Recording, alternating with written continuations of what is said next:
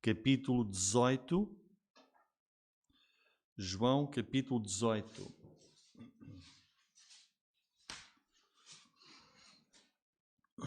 E vamos lá para o versículo 12. O título da nossa mensagem hoje é a Paixão de Cristo e hoje o grande contraste. Pedro nega a Jesus. Pedro nega a Jesus. Vamos ler aqui a partir do versículo 12. E diz assim: Então a corte e o tribuno e os servos dos judeus prenderam a Jesus e o amarraram. E conduziram-no primeiramente a Anás, por ser sogro de Caifás, que era o sumo sacerdote daquele ano. Ora, Caifás era quem tinha aconselhado aos judeus que convinha que um homem morresse pelo povo. E Simão Pedro e outro discípulo seguiam a Jesus.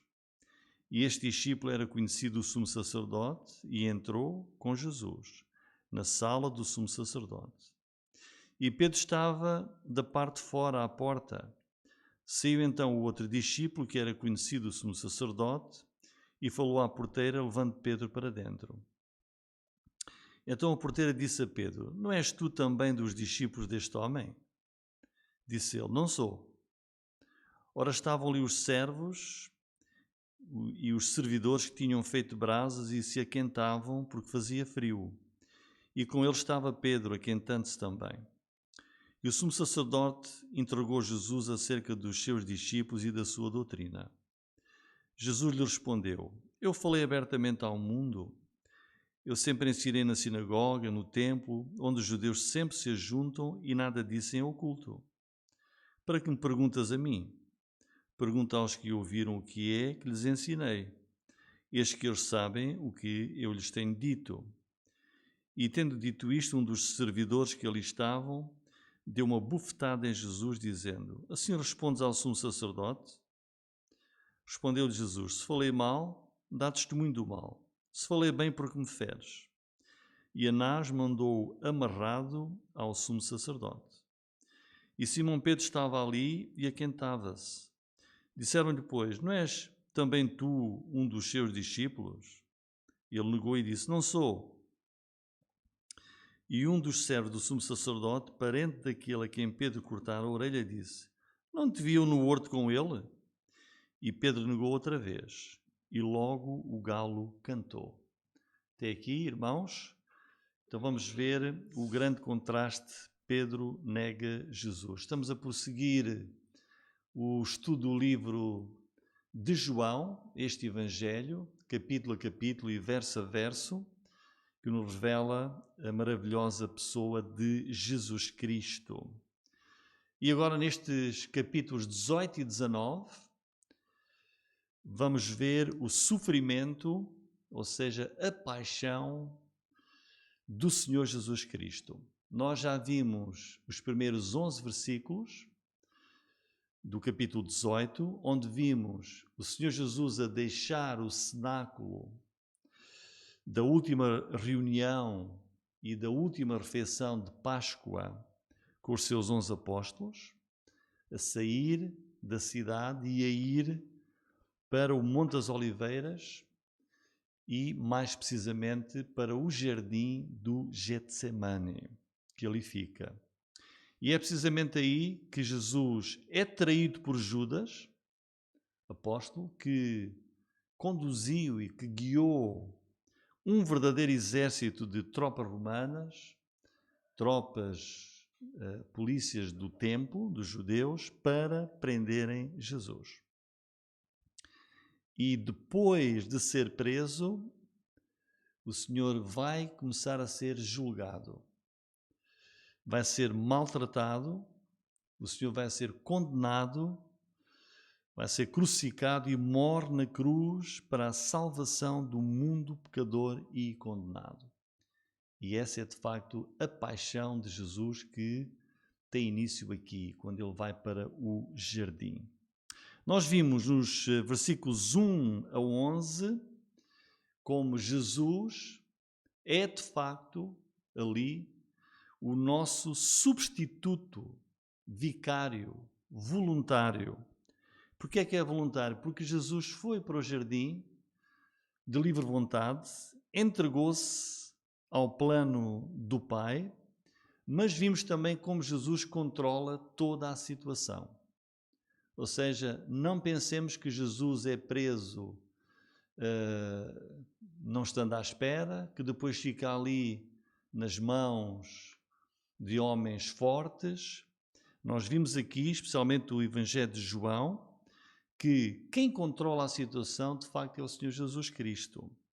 Porque quando perguntam por ele, os guardas, o Senhor Jesus no versículo 6 diz: sou eu. E quando Jesus diz sou eu, todas as tropas que o foram prender recuaram e caíram todas por terra, ao poder da voz de Jesus. Jesus entregou-se voluntariamente, mas ele é que controlava as situações. E agora vamos ver neste trecho o apóstolo Pedro a negar o Senhor Jesus Cristo. E nós temos aqui, de facto, o grande contraste entre o sucesso de Jesus ao enfrentar firme, fiel, os seus vários julgamentos, que começam ali, e em contraste o falhanço total de Pedro, que fraqueja e nega o seu próprio mestre. Quando nós, irmãos, enfrentamos os nossos próprios julgamentos, entre aspas, as pressões do dia a dia, em quem nós vamos confiar? Vamos confiar em nós, na nossa própria força, na nossa própria capacidade, como Pedro aqui fez? Ele confiava nele e falhou.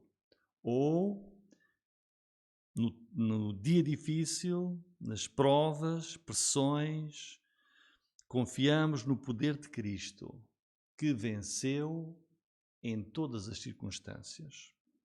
Nós vamos ver dois pontos principais na nossa mensagem. O primeiro deles é a negação de Pedro. Temos aí, neste trecho que nós lemos. Vamos ler aí o versículo 15 até 18. Mas antes disso, nós vamos ver aqui que decorrem em simultâneo, naquela noite, dois julgamentos.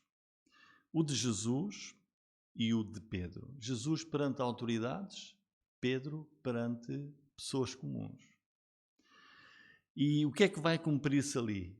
Vai cumprir-se a palavra profética de Jesus que ele tinha dito, que ele tinha predito horas antes lá no cenáculo com os seus discípulos. Ele disse assim, em Marcos 14, 27, diz assim: todos vós, esta noite, vos escandalizareis em mim, porque está escrito: ferirei o pastor e as ovelhas se dispersarão.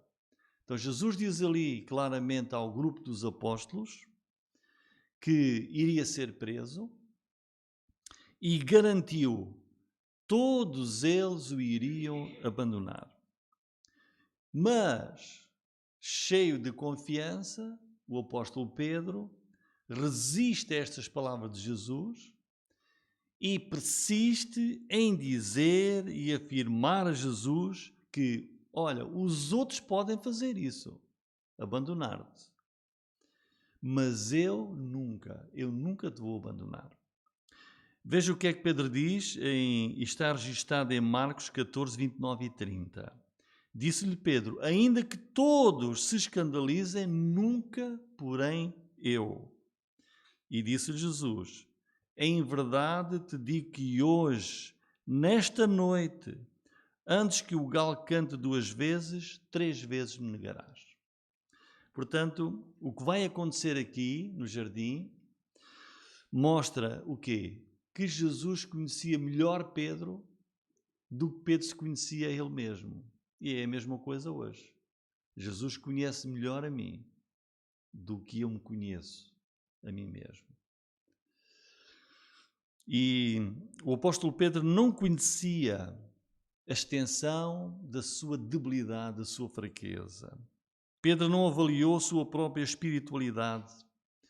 Pedro não avaliou a capacidade que ele tinha de resistir à pressão dos acontecimentos. E isto também se aplica a todos nós. É por isso que nós nunca devemos presumir que somos mais espirituais do que outros crentes. Que somos melhores crentes do que outros.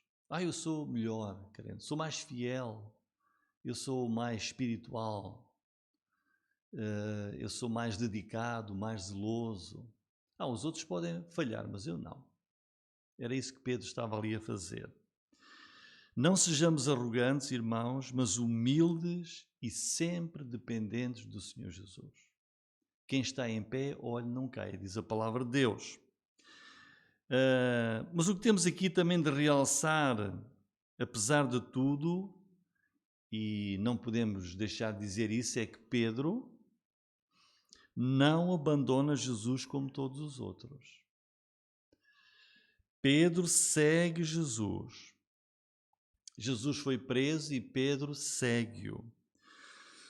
Jesus vai ser julgado primeiro por Anás, que tinha sido o anterior sumo sacerdote e era o sogro do atual sacerdote, Caifás, e Pedro foi corajoso. Seguiu Jesus, mostrou amor, mostrou preocupação pelo Senhor. Então, vamos ver em primeiro lugar a primeira negação de Pedro, que está nos versículos 15. Lemos lá: e Simão Pedro e outro discípulo seguiam a Jesus. E este discípulo era conhecido do sumo sacerdote, entrou com Jesus na sala do sumo sacerdote. Pedro estava da parte de fora, à porta. Se então o outro discípulo, que era conhecido do sumo sacerdote, falou à porteira, levando Pedro para dentro. Então a porteira disse a Pedro: não és tu também dos discípulos deste homem? Disse ele: não sou. Então temos aqui a primeira negação de Pedro. Pedro aqui ainda estava da parte de fora da casa do sumo sacerdote Anás. A porteira era uma mulher, nem sequer era um homem, não era um soldado, não era uma mulher, e pergunta. Vejam que a pergunta dela é feita de modo logo a esperar que resposta. Não. Não és tu também dos discípulos deste homem? Não és? E Pedro cai na pergunta. Morde o isco. Não sou. E Marcos 14,68, nesta primeira negação, diz, ele não apenas diz não sou, não o conheço, nem sei o que dizes. Portanto, ainda acrescentou mais. A passagem paralela de Lucas 22, 31 e 32 revela-nos coisas que nós não vemos com os olhos, mas que são verdadeiras e são uma realidade. Esta passagem de Lucas 22 dá-nos mais luz sobre os acontecimentos e dá-nos aqui e desvenda-nos as forças satânicas que estão a agir ali para destruir, se possível, todos os discípulos. Aquela era realmente a hora das trevas. Jesus ia dar a sua vida e Satanás está a agir. Porque veja o que é que diz. Disse também o Senhor: Simão, Simão, eis que Satanás vos pediu para vos cirandar como trigo. Mas eu roguei por ti, para que a tua fé não desfaleça, e tu, quando te converteres, confirma a teus irmãos. Irmãos, nós devemos prestar atenção à revelação bíblica e crer, porque esta é uma realidade espiritual que muitas vezes nós ignoramos, muitos até a desconhecem, mas na verdade há um mundo espiritual das trevas, da maldade, diabólico, um mundo das trevas satânicas que está em guerra permanente contra o povo de Deus. Como Jesus diz aqui, Simão, Satanás pediu-vos a vós todos para vos destruir. Mas veja o papel de Jesus. Mas eu roguei por ti. Quer dizer, irmãos, há um conflito espiritual que nós não vemos, mas que é real, entre Satanás e Deus. Nós não temos explicação, nem compreendemos porque é que aqui diz que Satanás pede, como nós vimos no caso de Jó, não é? Pede. E precisamos do auxílio de Jesus para nos proteger, para nos guardar. Um conflito nós não compreendemos, mas que vai durar até, como vimos no livro do Apocalipse, até a altura em que finalmente Satanás vai ser expulso do céu e de ter acesso à presença de Deus, onde diz que ele dia e noite nos acusa perante Deus. E aqui Jesus diz, ele queria cirandar-vos a todos, mas eu roguei por ti.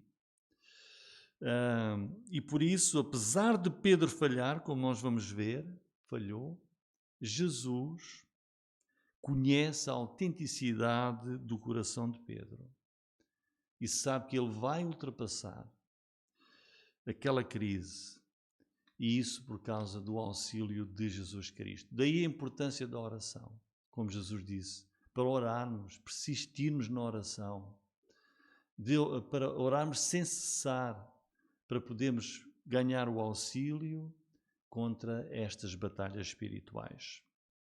Esta foi a primeira negação de Pedro. Depois, versículos 24 e 25, temos, agora Pedro já passou a porta, a porteira deixou-o entrar, e agora ele está já da parte de dentro. E vimos aqui, lendo aqui o versículo 24, diz, e Anás mandou, neste caso Jesus, amarrado ao sumo sacerdote Caifás. E Simão Pedro estava ali e aquentava-se. Disseram-lhe, pois, não és também tu um dos seus discípulos? E ele negou e disse, não sou. Então, Pedro agora está dentro do pátio de Anás, junta-se àqueles que estavam a aquecer, porque fazia frio, e nesta altura Anás mandou Jesus amarrado para ir ser julgado perante Caifás, seu genro. E aqui temos a segunda acusação a Pedro, de que ele também era um dos discípulos de Jesus. E a pergunta também é feita pela negativa, não és tu também? E a resposta de Pedro, uma vez mais, não sou. Depois, versículos 26 e 27, temos a terceira negação de Pedro. Diz, e um dos servos do sumo sacerdote, parente daquele a quem Pedro cortara a orelha, disse, não te vi eu no horto com ele? E Pedro negou outra vez e logo o galo cantou. Aqui vemos quão baixo e quão vergonhosamente um grande crente pode descer. E não é surpresa, nós vemos a cada dia, infelizmente, grandes crentes, no sentido, grandes homens e mulheres de Deus, que sucumbem, caem. Pedro continua aqui a mentir, a negar, e na última negação, ainda com mais força, mais veementemente, mentindo, dizendo que não conhece a Jesus. E em Marcos 14:71 nós lemos, e ele começou a praguejar e a jurar, não conheço esse homem de quem falais. Pedro negou aqui que conhecia Jesus, reparem, com quem viveu 3 anos. 3 anos, dia e noite, em todo Israel.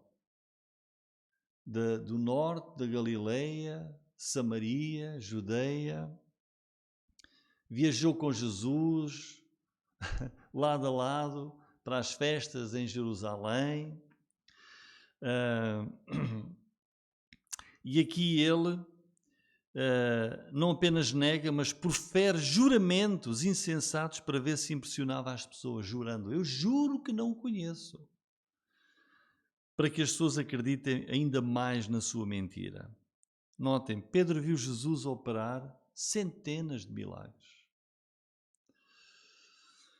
Jesus curou a sua sogra, que estava com febre. Pedro ouviu centenas de maravilhosas mensagens e ensinos do Senhor Jesus.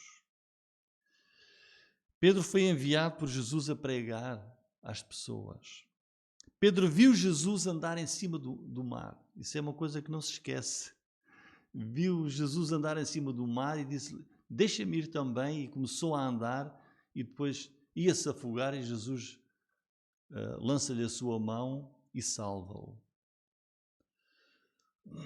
Pedro viu a glória de Jesus no Monte da Transfiguração e ele agora aqui a insistir e a jurar que não conhece a Jesus, não conhece esse homem. Até onde um crente pode descer na hora da tentação? E nós, irmãos, quantas vezes, por motivos de egoísmo, por motivos de ganância, ou de carnalidade, ou de vergonha, ou de medo, também negamos a Cristo? Como Pedro fez. Muitas coisas que nós fazemos e dizemos, muitas delas, como crentes, são também autênticas negações de Cristo. Ou seja, como crentes não devíamos, como seguidores de Jesus, fazer nem dizer tantas coisas que fazemos. Negar a Jesus não é apenas isto, é tudo mais. Então, irmãos, esta é a primeira parte em que vemos Pedro a negar a Jesus. E agora a segunda parte, vamos ver o arrependimento.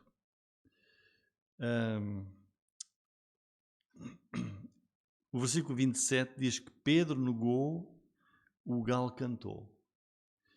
E o que é que acontece? Quando Pedro ouve o galo cantar, então vem à sua memória e lembra-se da profecia de Jesus. Lembra-se que ele tinha prometido a Jesus: nunca te vou abandonar. Os outros podem, mas eu não. Por ti darei a minha vida.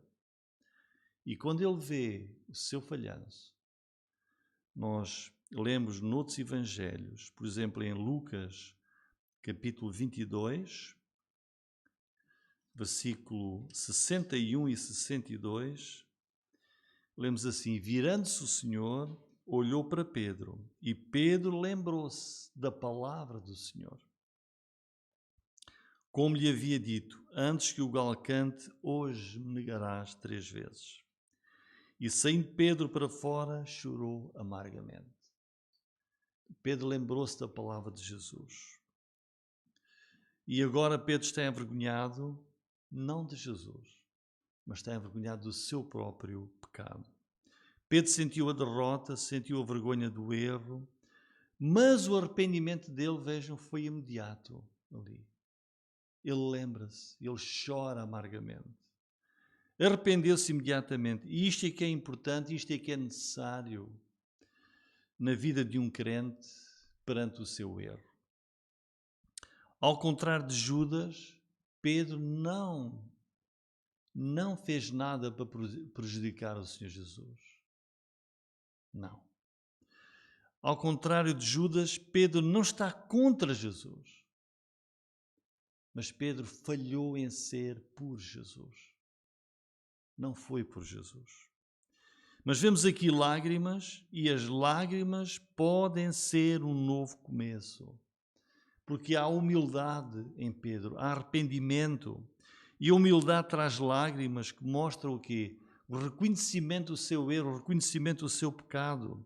Lágrimas de arrependimento colocam Pedro de novo no caminho do discipulado, no caminho do serviço ao seu Mestre, o Senhor Jesus.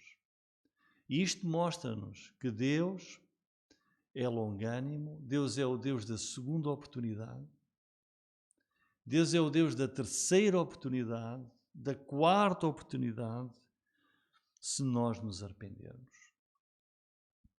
Em 2 Coríntios, capítulo 7, versículo 10, nós lemos assim: porque a tristeza segundo Deus, e essa foi a tristeza ali de Pedro, porque diz, chorou amargamente quando ele se lembrou, Jesus tinha razão, e eu errei. A tristeza segundo Deus opera arrependimento para a salvação. O arrependimento para a salvação, de qual ninguém se arrepende. Mas a tristeza do mundo opera a morte. Judas, quando viu o seu erro, ficou triste. Mas não foi de arrependimento para a salvação. Foi uma tristeza mundana. Não devia ter feito. Mas arrependimento é o reconhecimento do nosso erro. É um arrependimento que é divino, que é bíblico, que é espiritual. E diz, é um arrependimento que leva à salvação. E diz aqui, desse arrependimento, que leva a essa salvação, ninguém se arrepende, não se volta atrás.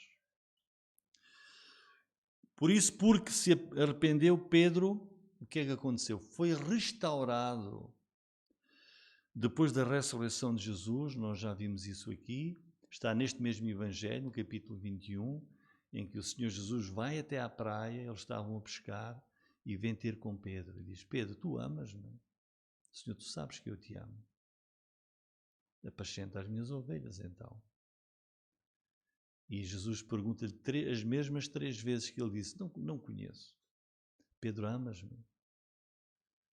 E ele disse, Senhor, tu sabes que eu te amo, tu sabes tudo. Então apascenta as minhas ovelhas. Jesus foi restaurá-lo, porquê? Porque o Senhor conhecia o coração de Pedro. O Senhor conhece o nosso coração. Sabe que nós o amamos, sabe que nós somos trigo, não somos palha. Judas era palha. Mas Pedro caiu, mas era trigo autêntico. E o Senhor foi lá restaurar Pedro. E Pedro foi totalmente recuperado. Mas isso seria impossível sem arrependimento. O arrependimento é importante. Em conclusão, irmãos, 2 julgamentos aqui naquela noite. O de Jesus e o de Pedro. E temos o grande contraste. Jesus venceu, Pedro falhou. E na conclusão tenho 3 pontos. Primeiro, nas lutas e provas que surgem aos crentes, será que nós nos vemos nesta história de um apóstolo que pensa que está forte e preparado, mas não está? Esta é a história de Pedro. Ele pensa que é forte, ele pensa que está preparado, mas não está. E por isso nós temos que ser humildes, depender sempre do Senhor. E não ser, não, os outros podem, mas eu sou top. Não. Segundo ponto da conclusão, o arrependimento é possível. Há arrependimento. E depois do arrependimento, vem a completa restauração e vem a porta que se abre para uma vida ainda maior e mais triunfante com Deus. Foi assim com Pedro. A seguir vamos vê-lo no dia de Pentecostes, é ele que prega e milhares se convertem e assim mostra que a sua restauração foi completa. E em terceiro lugar, na conclusão, servir a Deus e sermos líderes na obra de Deus é o resultado não do nosso mérito, mas da graça de Deus. Vejam como é que Jesus constrói a sua igreja. O material com que Jesus construiu a sua igreja. Todos o abandonaram, todos fugiram, negaram-no. O que mostra o quê? Quer mostrar que nós, nas mãos do Senhor, podemos ser usados, mas na força dele. Mas a igreja do Senhor começou assim, com Pedro e apóstolos fracos em si mesmos, mas fortes no poder de Cristo e no poder do Espírito Santo. É por isso que Filipenses 4,13 diz, e com isto terminamos: posso todas as coisas em Cristo que me fortalece. Amém.